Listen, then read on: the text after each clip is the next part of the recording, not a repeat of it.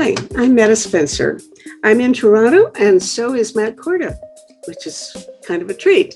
I've never met Matt Korda in the flesh, but then there are a lot of people nowadays that I know very well from Zoom that I've never met in the flesh. So that's not unusual. But this time I'm going to get acquainted with him because we have a whole hour to ourselves.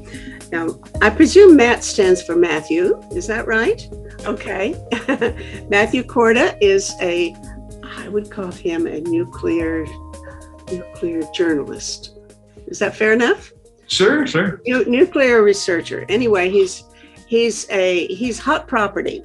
We are all eager to get to know him and understand what he's doing. Those of us who are peace activists or anti-nuclear weapons activists, we already are aware of his work a little bit.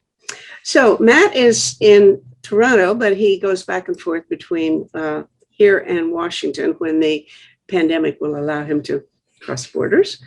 And he works for the Federation of American Scientists, and he works along with a guy named Hans Christensen, who is also just a name to me. In fact, I've never even seen a photo of Christensen, but I guess they work together a lot. And I'm very active in the Canadian Pugwash movement. So, when I saw that Matt was living in Toronto, I thought, oh, good, we'll get him into Pugwash. But nowadays, Pugwash is also just a Zoom conference call now and then. So we don't ever get together, and it doesn't really mean anything. But anyway, welcome to Pugwash, Matt Korda. Thank you. All right. So I'm glad, very, very happy that we'll have a chance to get acquainted. Okay, now the reason I'm saying that he's hot property is that he made sort of, if not headlines, at least sub-headlines, headlines for major articles a few weeks ago, when he was the guy who seems mostly to have discovered some nefarious progress that the Chinese are making in developing their nuclear arsenal. And he will come back and show us what he's been doing now, I think, is searching his computer for maps or whatever. Are you allowed to show us everything you want, Matt? I can show you some stuff. Certainly some of the pieces that we published, and we can go into, some of the images and things like that. Mm-hmm. Okay. All these things which other people can look at and say, looky there, there's a missile. I can't see it, but I'm sure you have an eagle eye for missiles. So, well, anyway, let's begin earlier on, because I want to know how a guy gets to be a nuclear detective, such as you are. And tell me your history. Where'd you come from? Are you a Torontonian all along? You are. Good. Well, we have more to be proud of. Yeah. Yeah. So I'm from Toronto. I have, lived most of my life here. I did my undergraduate degree at the University of Toronto. In what field? In European studies. And that was kind of a interdisciplinary degree. So you could kind of pick and choose different things to fit into it. So I focused a lot on European history and languages as well, and politics. And I also did kind of minors in history and American studies as well.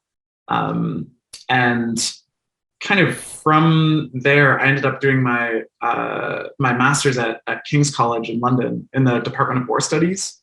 And they have a... I'm sorry, Department of what studies? The Department of War Studies. Oh, yeah. They don't use words. They don't call it. No. There was a different university at Bradford that has a Department of Peace Studies. And so the Peace Studies Department from Bradford and the War Studies Department from King's would meet up every year and play an annual soccer match called the Tolstoy Cup. It would be like the War and Peace soccer match every year. So that was pretty fun. And so I was at King's in 2016. Let me ask you, because I should know really more the answer to this, but there are many more departments of security studies and things like that, war studies and so on in universities than there are peace studies. And I always believe that basically the people teaching in war studies are actually kind of not only inured to the idea that war is somehow inevitable and that's just part of life, but they kind of like it. and so and I don't know whether that's fair or not. There could very well be people teaching in a Department of War Studies who are trying to find solutions, and I don't know whether there are or not. What do you think? It's a good question. I would say it's a fair characterization for many departments, and there have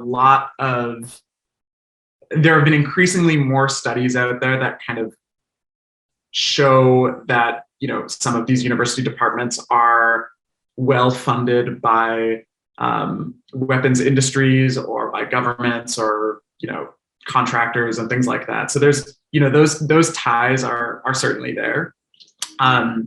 That being said, my experience, I found that my professors were really, really interesting. They, I wouldn't consider any of them to be like war hawks or anything like that. I thought they were fantastic. And, but certainly, there are those ties are there, right? Like at King's as well. Like King's isn't immune to that sort of thing.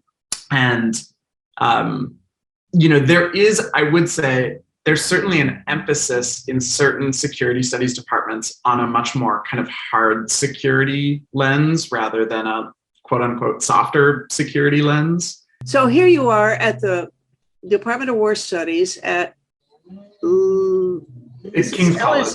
King's College. So here you are studying war.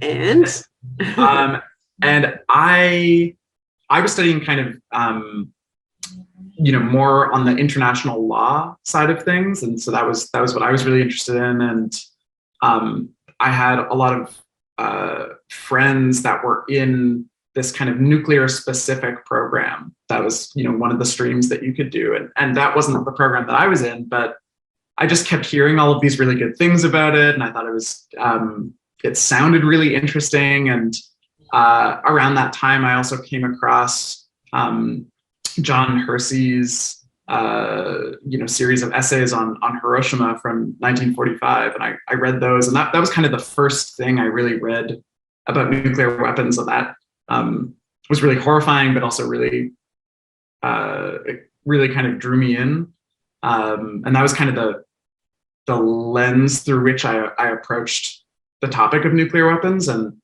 as I started to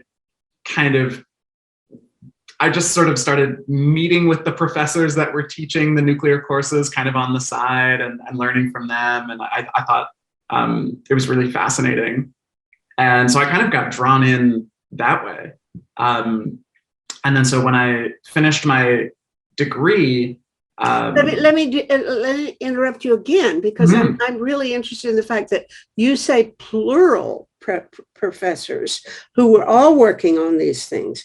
That amazes me, because I taught for free for about 5 years a course at the University of Toronto on public health in a nuclear age, is what I call the thing. So I could talk about nuclear power and nuclear weapons. And the reason I did it was that, as I could tell, there was not a single course at the University of Toronto about nuclear weapons, even that had more than one lecturer or something on it. Wow. And I just find that deplorable.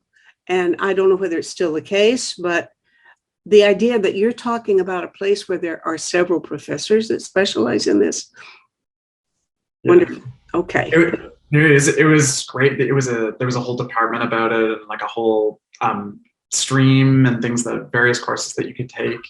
And so I ended up writing my master's dissertation on nuclear weapons, even though I hadn't really taken any courses in nuclear weapons, because I just kind of got so interested during my degree. And so I wrote my dissertation about kind of historical case studies looking at how the United States used various tactics to dissuade its own allies from getting nuclear weapons during the 60s and 70s. So that was a lot of fun. Was Canada one of them? Canada wasn't one of my case studies, but I focused a lot on West Germany in particular and South Korea. I looked at Pakistan as kind of a failed example because Pakistan did end up getting nuclear weapons, but in each of those case studies, there was kind of this push and pull between those countries wanting a more robust security guarantee from the United States, and the United States worried that if they didn't provide it, then those countries would go nuclear. And so there's kind of this there was a lot of back channel communication between, the diplomats from, South Korea and Germany and things like that, and the United States, where they were kind of angling for more US presence, more security guarantees, and the US having to kind of walk this balance between not wanting to promise too much, but not wanting to promise too little either, because if you promise too little, those countries had made it very clear that they would pursue nuclear weapons. So it's kind of an interesting proliferation question. Well, it sounds like what you're talking about is the emergence of the extended deterrence doctrine, right? Yeah. Which I don't know, but as far as I am guessing, there's not a single document that says, here's US policy, we'll do this, this, and this for those countries that will do this, this, and this. It's not like one treaty or one special deal. It's just like a whole bunch of separately negotiated understandings or something. Is that right?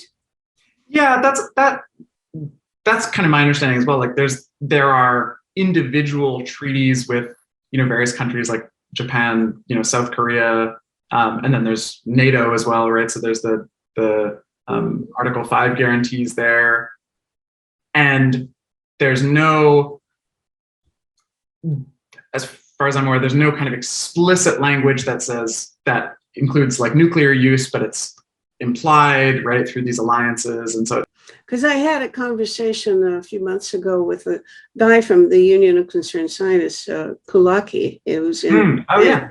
And he was talking with concern about the fact that the Japanese were pressuring. I guess it was already Biden's. I think it was, at least Biden was in the wings to not go for this no first use, or what is it, sole purpose kind of agreement, because they want the nuclear umbrella still.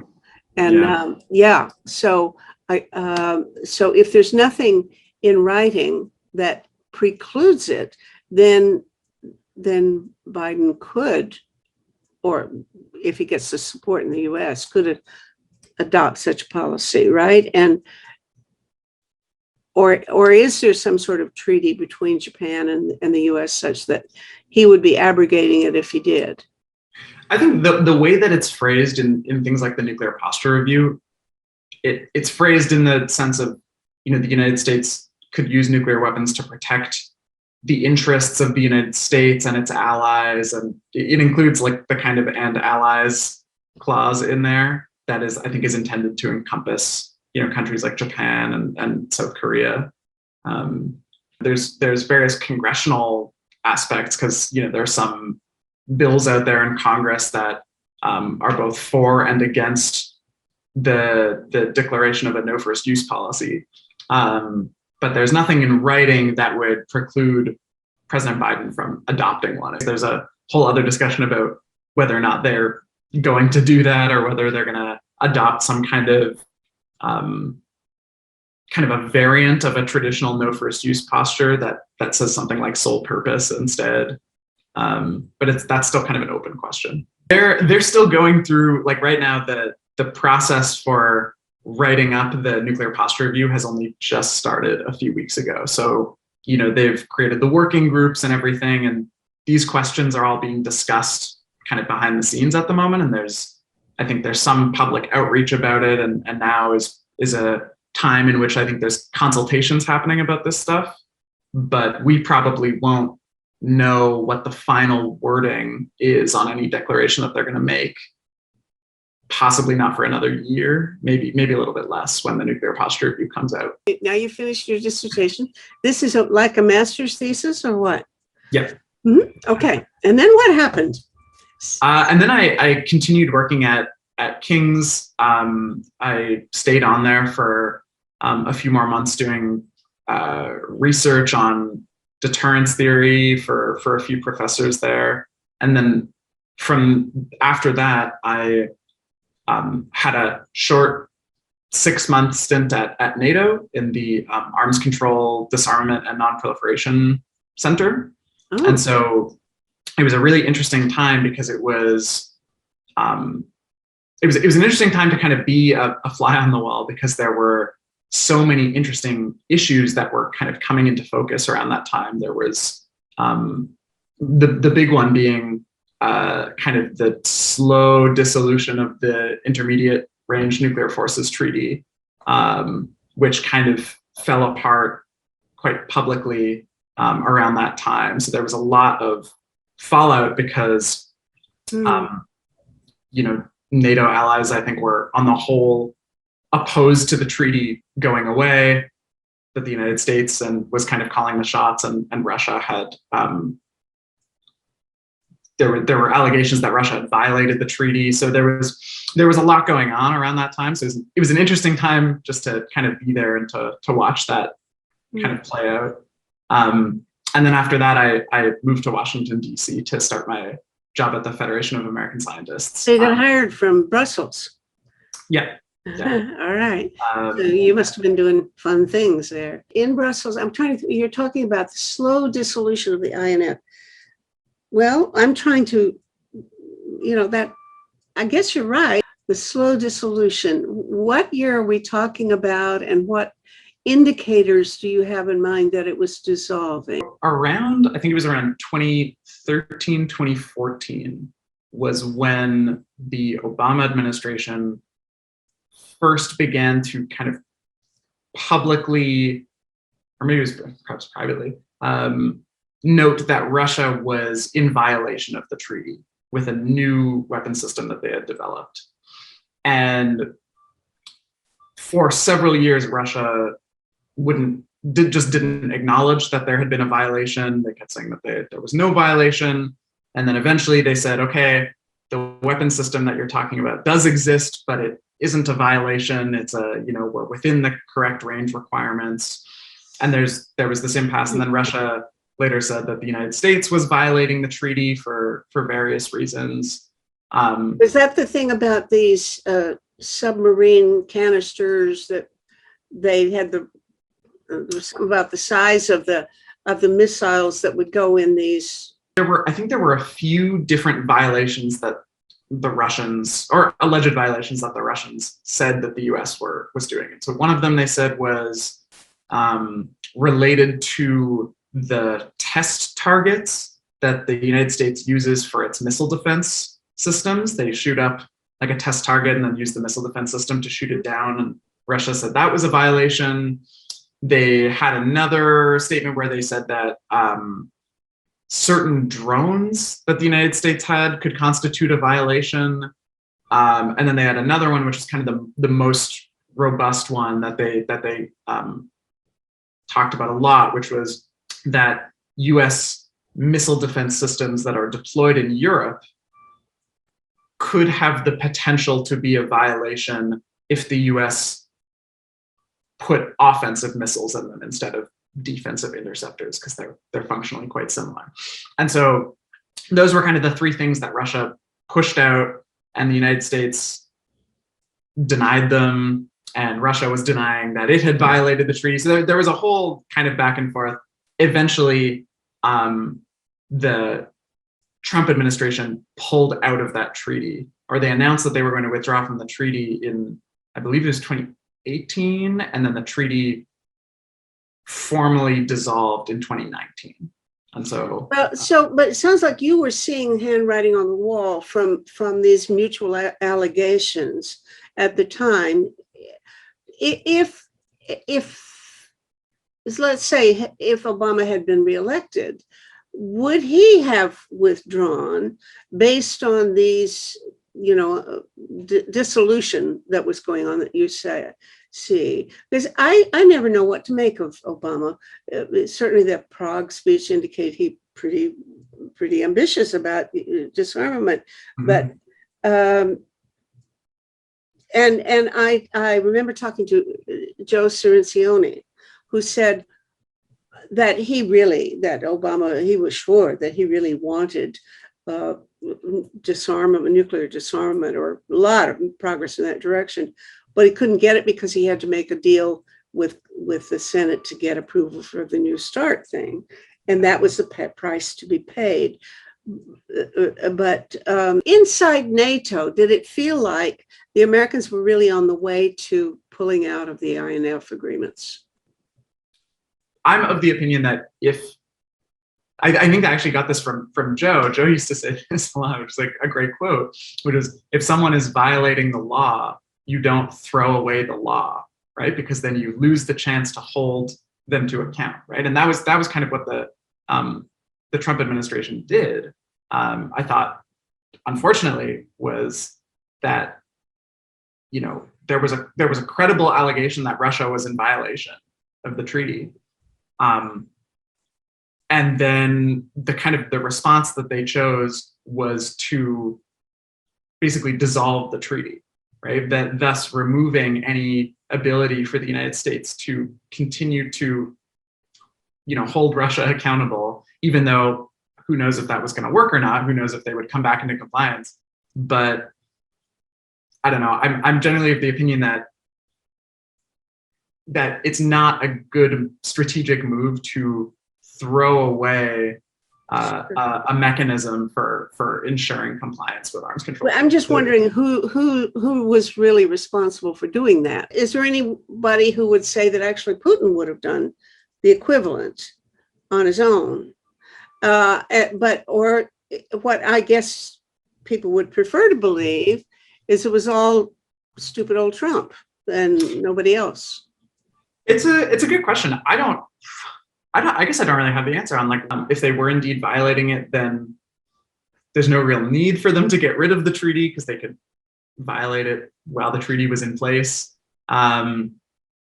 It was not my understanding that the Obama administration had any interest in withdrawing from the treaty. Okay. I think they continuously raised the issue, and they said, quite publicly, like, Russia is in violation of the treaty. We are exploring methods to try and get them back into compliance. But it wasn't my understanding that they had any interest in dissolving the treaty.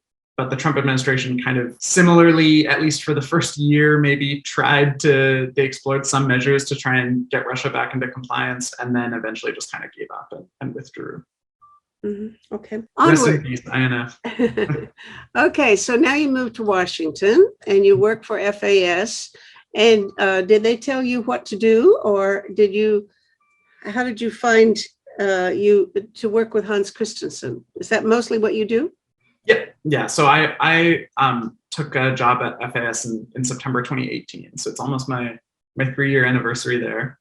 And that job was to work on the Nuclear Information Project, which is Hans's project that he's been doing for several decades now, which is the purpose being to kind of pull back the curtain on nuclear secrecy as it relates to all 9 nuclear states, right? So during the Cold War, all of these decisions about nuclear weapons were taken in such secrecy, and now that there are so many more ways for open source investigators to learn about what various countries are doing in the nuclear realm. We have all these tools like satellite imagery and social media analysis and things like that we can use to get a better picture of what's happening in all of these different countries. So at the Nuclear Information Project, Hans and I use all of these different methods, and we try and learn from governments and things about what's going on. Well, now that's one of the things I wonder. How much of that surveillance technology is available to folks like you? And how good is it? Somebody once told me that you could read the license plates on cars from these satellites. I think other people have said they're not that good. And do you even know whether the military's capability is that advanced? And the second question is, how much of that stuff would you have access to? Because I don't think that FAS maintains its own fleet of satellites taking pictures of China. I wish. That'd be very cool. Commercial satellite imagery has really evolved quite dramatically over especially the past few years. And so now there's several different companies that provide different types of services that we have access to. So, there are certain companies that take, really close up photos, that where I don't know, I've never been able to read a car license plate, but you can get kind of close to that. You can certainly see cars on the road and things like that. And those companies, they take these really close up photos, but not super regularly. So maybe we get, photos of Russia or China once every, couple months or something like that. Okay, now you're buying these from some company that's doing it, not military, right? No, so they're not military companies, although perhaps it's possible that some of them have contracts with the government to supply, that kind of imagery. But well, are they as good as the military in terms of how much they can see? I don't know. It's my understanding that they're relatively close. I expect the military probably has, better whatever we have, a little better. But the stuff that we have, it's certainly enough to be able to make discoveries and look for things. And so, there's that.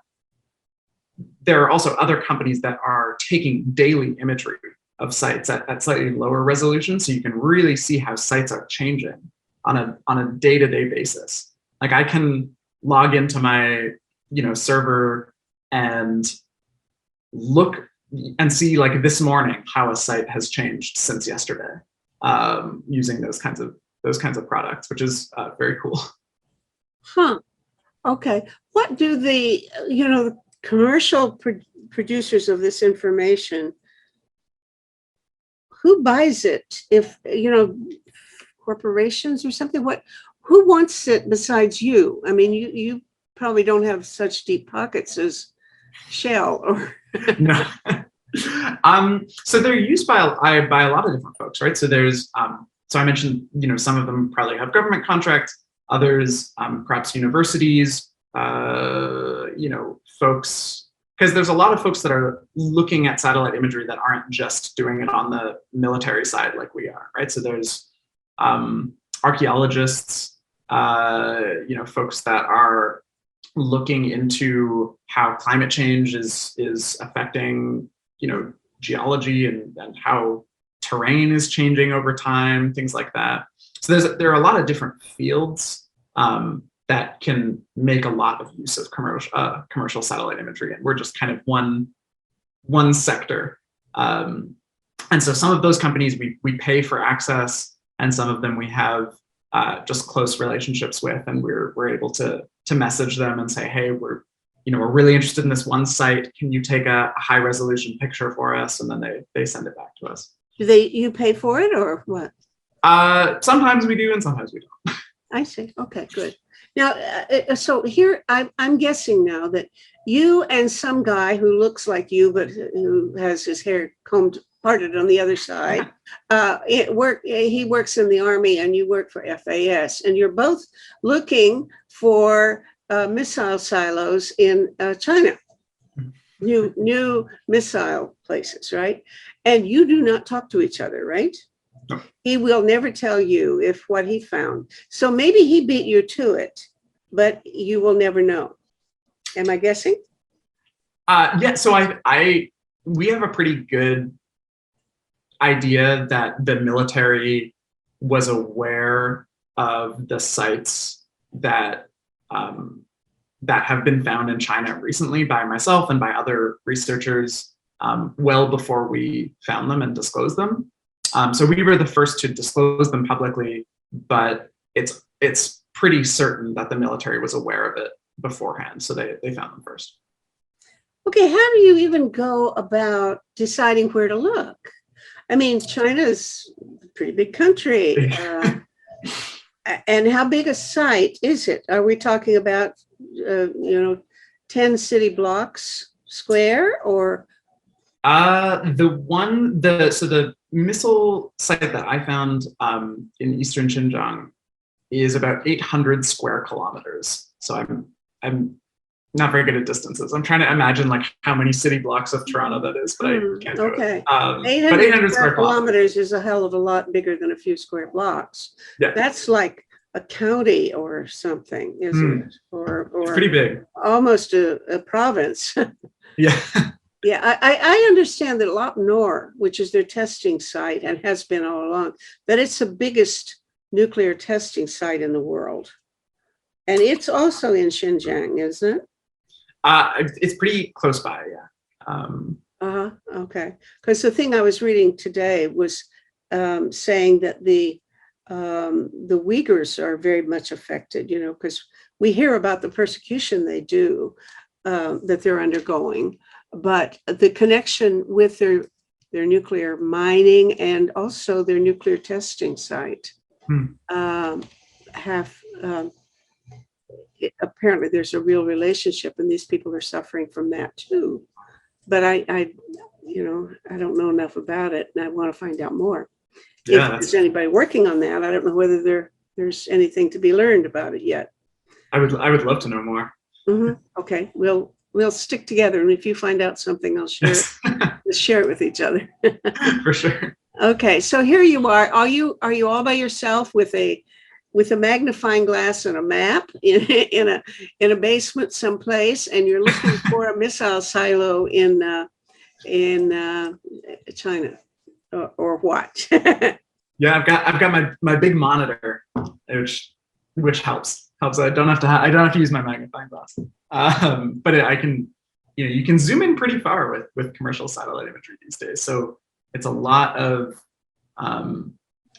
just looking around and trial and error, and kind of the hunches that I worked off of to locate this particular site was that there had been another site, the first kind of Chinese missile silo site that was of this scale, had been found a couple weeks earlier by Decker Eveleth, who's a researcher at the Middlebury Institute out in Monterey in California.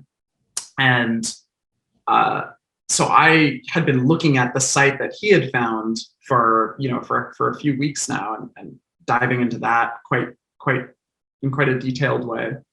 You're looking. What are you looking for? How do you know what to hunt for?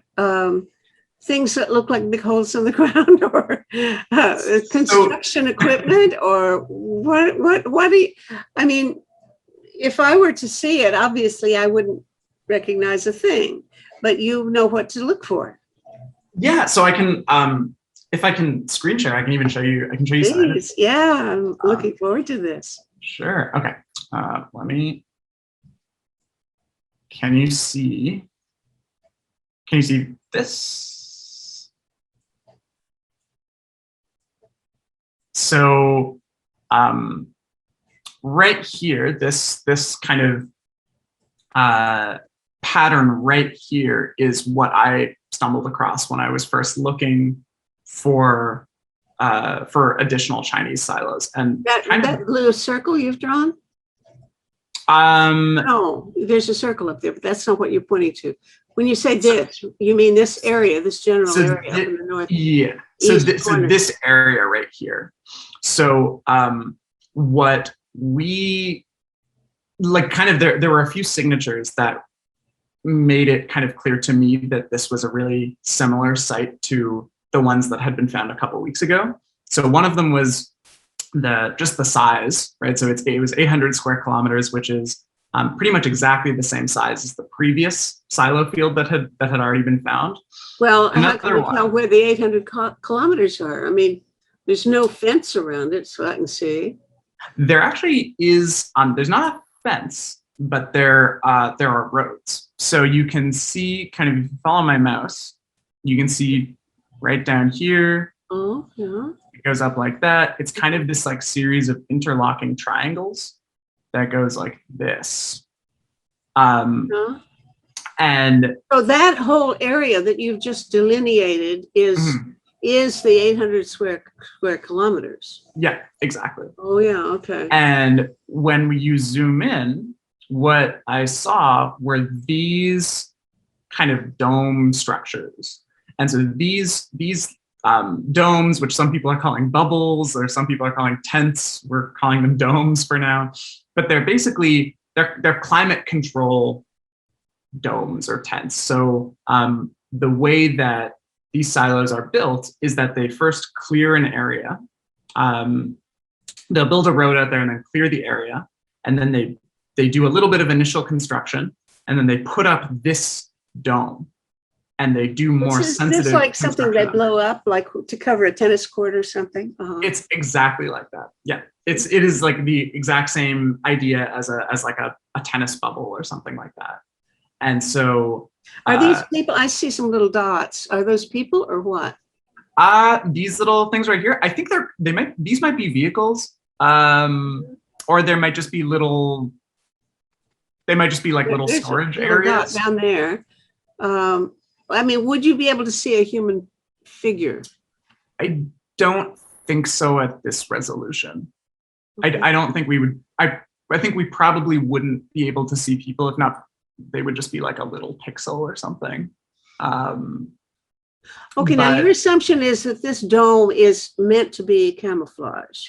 That they didn't want you to see that, what you're looking at now. I'm not sure if they would be like camouflage, because I think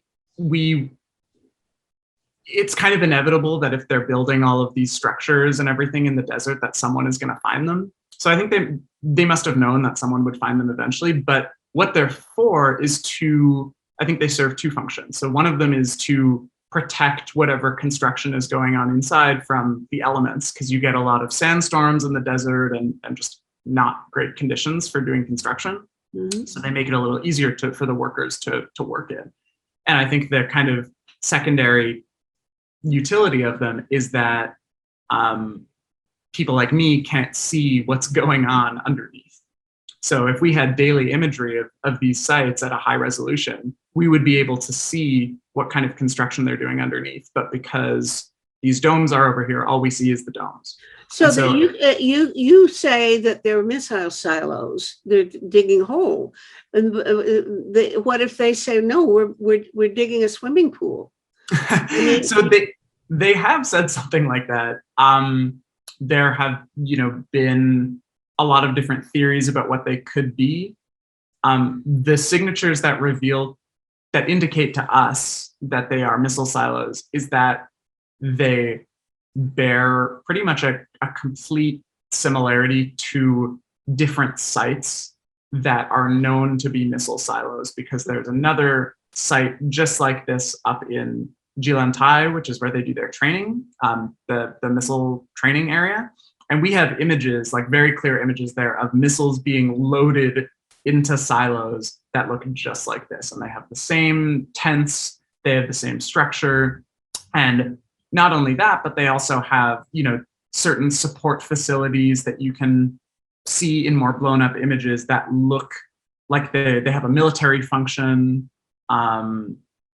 Just kind of the ways in which they've separated the silos. So there's kind of a 3-kilometer distance between each silo, which is, if you were building something else, like if you were building windmills, you wouldn't have that kind of distance between them. You would have them very close together. But for silos, you kind of want them a little further apart because you don't want one bomb to be able to take out multiple silos. So there's a few different signatures that indicate to us that these are very likely to be silos. And on top of that, the US government basically came out and confirmed that that their assessment was that they were also silos. Mhm. And they probably knew about it all along. Okay. Yeah. Do the Russians, the Chinese, do they ever tell the world, yeah, we've got nuclear missiles and here they are. Here's a map where we really keep them. Do they share any information publicly? No. No. So China, they do not really share much information about their nuclear arsenal at all. In that regard, they're quite different than some other countries. So the United States, is relatively transparent about its nuclear arsenal. The United Kingdom, up until quite recently, was very transparent. Now it seems like they're making a shift towards less transparency, and that's kind of a shift that they've seemingly made in line with the Trump administration, because the Trump administration was also a little less transparent than the Obama administration. But China doesn't really talk very much about its nuclear arsenal. They talk about the utility of the arsenal, and they talk about the policies. So they talk about they have what they declare as a no first use policy, right? Yes, yeah. So They they all along. they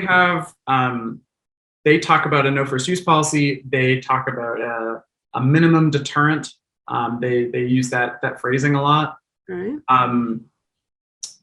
And the United States has, officials from the US have expressed some concern over whether or not those policies would function in a wartime scenario. Like, would China stick to its no first use policy or not? And we don't know, but China has been pretty consistent with its nuclear policy for decades, right? They've never really overtly changed their declaratory policy. Now, but this is a breakthrough of some kind, a change. All these new missile silos that's not just more of the same, that's different. Yeah, so it is different. I guess I would suggest that it's a kind of logical extension of their current policy. And when I think about it from their perspective, China talks about its nuclear policy by saying, we maintain the minimum nuclear arsenal necessary to maintain deterrence, to maintain this assured second strike capability. Do they tell you how many they have? No, but they just say we have the minimum. So now that they're building all of these new silos, clearly that would seem to contradict that minimum policy, right? Because if the minimum was what they had before, then now they're building all these new things, they've exceeded the minimum. From their perspective, though, they probably understand it as, okay, well, because of the ways in which Russia's nuclear arsenal is changing, the US's arsenal is changing, India's nuclear arsenal is changing, we need a new minimum, right? The goalposts for what counts as the minimum nuclear arsenal have also shifted. Okay, and but no, look, I mean, as I understand it, if you say there is a change in, say, the Western NATO policy, et cetera, it isn't so much that they're building big new ones. It's more that they are emphasizing tactical battlefield size, small weapons, which would not be in these missile silos anyway, and would not be ICBMs. They would be on trucks or rail cars or something, and would be meant to go wherever there's a battlefield, right? So yes. The Chinese installations wouldn't be relevant to that kind of new policy or new posture, right? I mean, maybe I'm inventing this, but no. So certainly the tactical nuclear weapons are also a new dynamic that's coming into play. I think in this particular case, what China is worried about, and also I think what Russia is worried about, are improvements to US missile defenses. So I think there's been a huge push in the United States over the past few decades and especially now, to improve the US's missile defenses, to potentially negate an incoming strike from from nuclear Okay. armed countries. All right. Now here we're really back to Star Wars Day, because Yes. I'm stuck in the conviction that they'll never really solve that, and that I agree. okay, well, if you say they've been making real progress. If they're making enough progress to get China worried, then what is this progress, please? I don't know. So I'm with you on the I think missile defense has a really limited utility, at least based on what we're seeing from the results of their tests. They don't work as well as described. They can only function in like really specific regional scenarios, but they're not useful for kind of a homeland defense.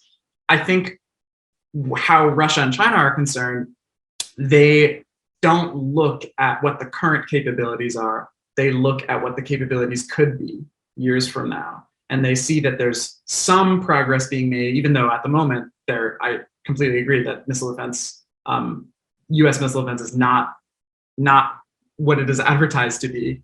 I think they take kind of this longer view and they say, okay, well, in 10, 20 years, if this is what the US missile defenses look like, if they improve that substantially, then we can't stay the same where we are with our arsenals. We have to innovate for them to go. Sorry, it's very much like kind of the Star Wars debate all over again.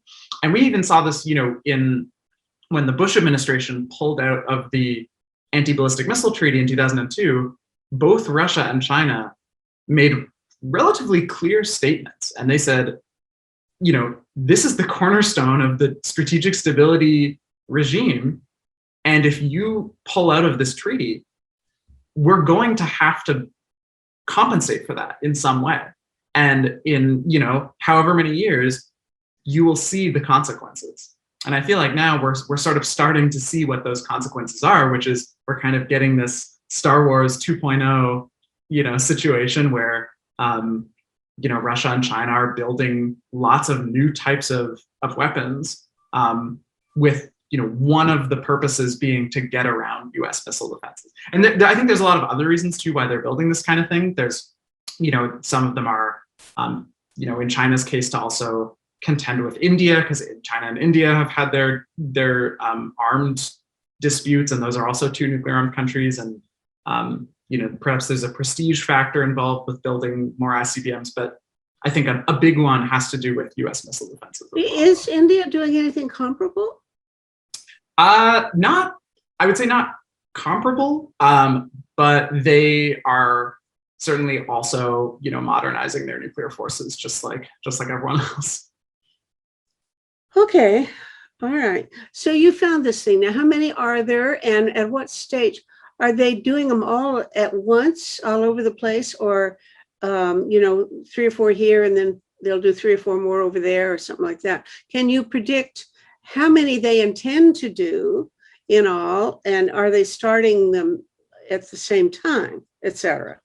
Yeah. So very helpfully, they built their perimeter first, kind of, and they started filling it in with various silos and then clearings. And so from there, what we can do is kind of take that pattern, which they've used both in this site and in other sites across the country, and we can look at that pattern and say, okay, if each silo is spaced approximately 3 kilometers apart, and if they're building all these roads to them, we can sort of predict where each one is going to be. And all in all, we estimated that they would ultimately build around 110 silos in that particular site. And then adding that together with the other sites that other researchers have found, that equates to approximately 250 new silos under construction, like in various. In addition to whatever they have now, how much do you think? Do you know how many they have? So we estimate that they have approximately 20 fixed silos already. So that there had 20 to begin with, and these were kind of for older missiles. And now adding 250 onto that, and who knows if there's more. In addition to that, they also have lots of mobile missiles that don't require silos, but they would be, deployed in caves or things like that, buildings, garages. Oh, I hadn't seen these numbers before, Matt. I knew you'd made some big discovery, but you're now making me cry, because these are numbers that are not just a small increment. They're entering the game, aren't they? Are they going to try to be a contestant? I don't know. I'm thinking back to Marlon Brando wanting to be a contestant. A contender. Yeah, contender. Yeah.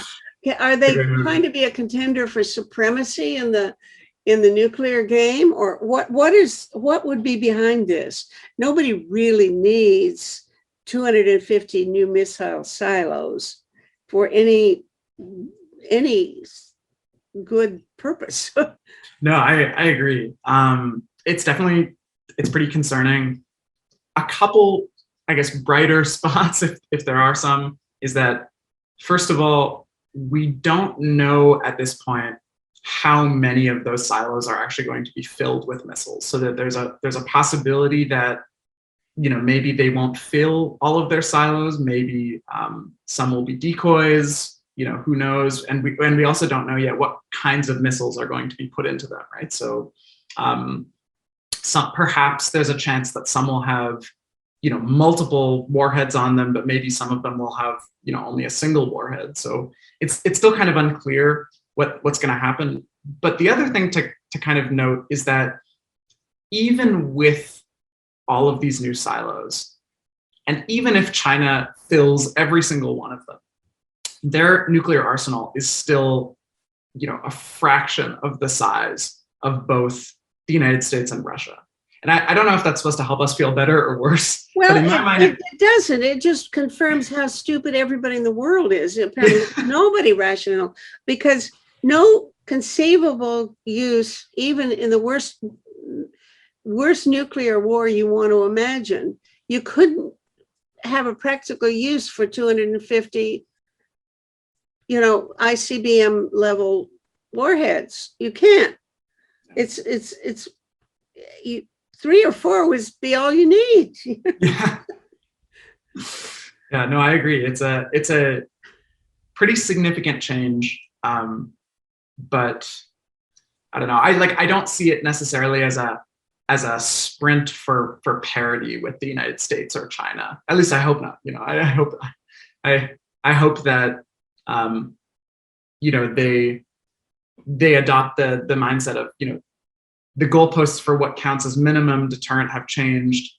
We're going to meet that threshold and then stop building. I hope that there isn't more. Well, they certainly will have, met it already.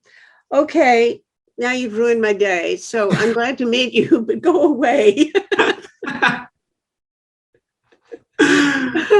I'm sorry. So what are you going to do with this information? And by the way, you say the U.S. military or Pentagon or somebody sort of confirms what you've said.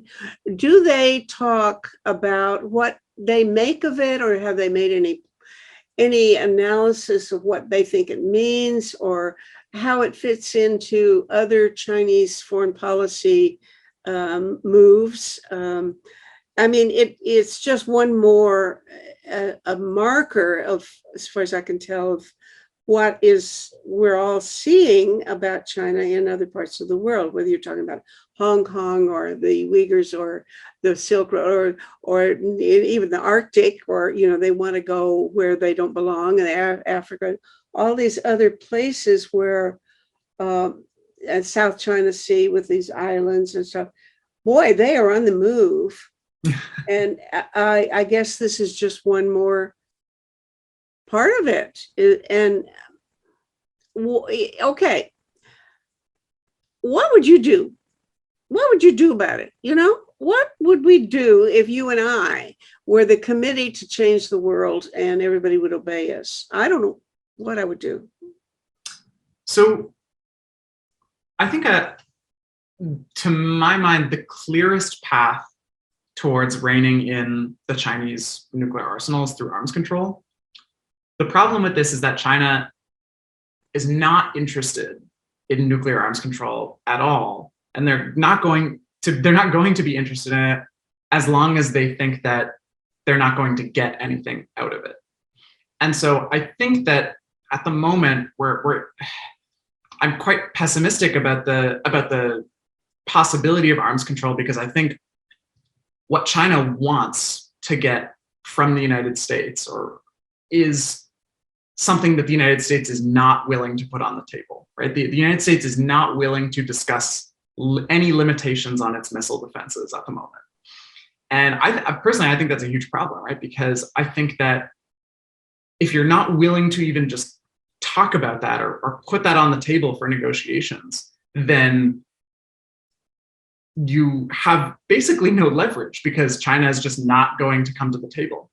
And so, if I had the ability to, make people listen, I would say, the United States has to really clearly articulate what it's willing to give up in exchange for putting limits on Chinese nuclear forces. And I think, one of those good candidates is being willing to put limitations on its own missile defenses. I don't know if that's going to happen. It seems relatively unlikely, but that's kind of that would be my advice, in as much as anyone will listen to me. Well, when Trump was still trumping, he was saying that next time the US and Russia meet, it needs to include China, and maybe he would like to have some other folks invited over. But I think everybody kind of laughed about that, because nobody really thinks China wants to come. Yeah. Would this still be something that the Biden people would favor if China wanted to be party to the whole thing? Yeah, I think, the impulse that the Trump administration had to include China in arms control, I think is not a bad impulse, because I think it's good to include, nuclear armed countries in talks like these.